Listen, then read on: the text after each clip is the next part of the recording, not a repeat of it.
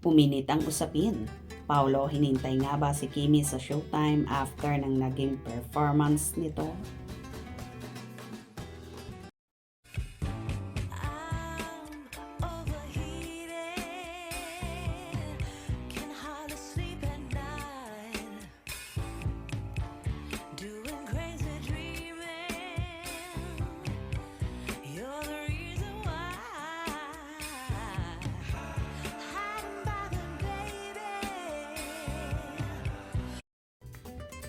Tuwang-tuwa ang mga Kim Pao fanay sa kumakalat na mga balita, ang pagiging maalaga, mapagmahal at hatid sundo ng kapamilya aktor na si Paolo Avellino sa kanyang rumored kasintahan na si Kim Chiu.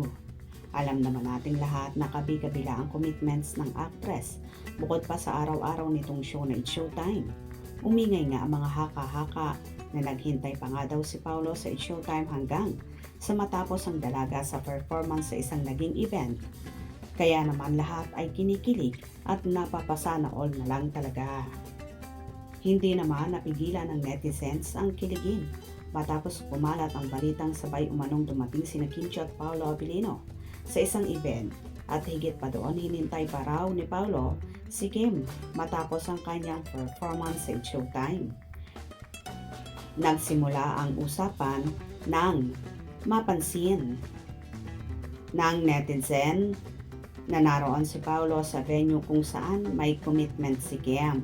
Ayon sa mga nakasaksi, tahimik lang daw ang actor sa isang bahagi ng backstage area habang ongoing ang segment ng actress sa noontime show.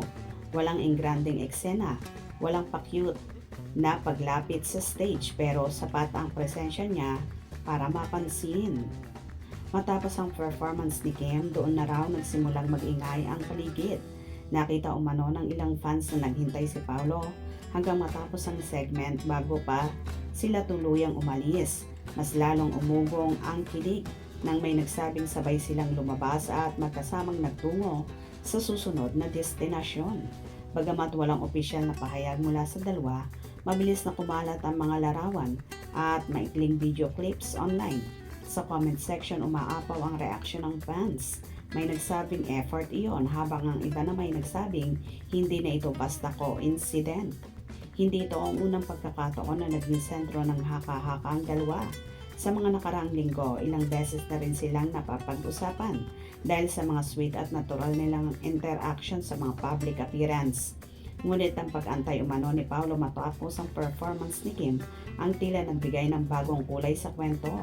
Para sa maraming tagahanga, ang simpleng paghintay ay may malalim na kahulugan.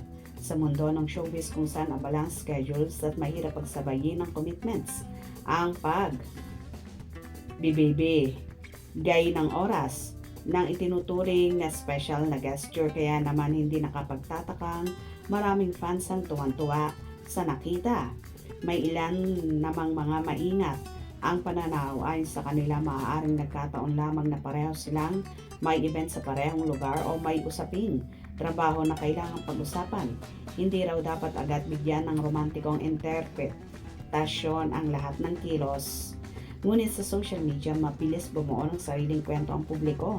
Ang sabay na pagdating, ang paghintay matapos ang performance at pag-alis ng magkasama, para sa iba sapat na itong pahiwatig. Habang patuloy ang usapan online, marami ang umaasang nagsasalita ang dalawa upang linawin ang tunay na estado ng kanilang relasyon. Gayunpaman, may mga fans din na mas gustong hayaang natural ang mga unfold na mga pangyayari ng walang pressure at walang pilit na kumpirmasyon. Sa uli, isang bagay ang malinaw, ang bawat kilos ni Kim at Paolo na may kakayahang magpa-trending. Isang simpleng paghihintay lamang ang naging dahilan ng panibagong kilig wave sa internet. Totoo man o hindi ang mga hinala, hindi may kakaila na may special na connection ng dalawa sa mata ng kanilang supporters, at habang walang direktang sagot, patuloy na aabangan ng fans ang susunod na kabanata ng kanilang kwento, dahil minsan sa simpleng paghihintay, nagsisimula ang mas malaking istorya. Well, hindi naman na talaga ito bago sa Kim Pao dahil noon pa man ay ginagawa na ito ni Paolo kay Chinita Princess. Kaya nga, alagang asarin at okrayin ang mga co-host si Chinita Princess dahil dito. Hope you enjoyed. Please subscribe for for more info.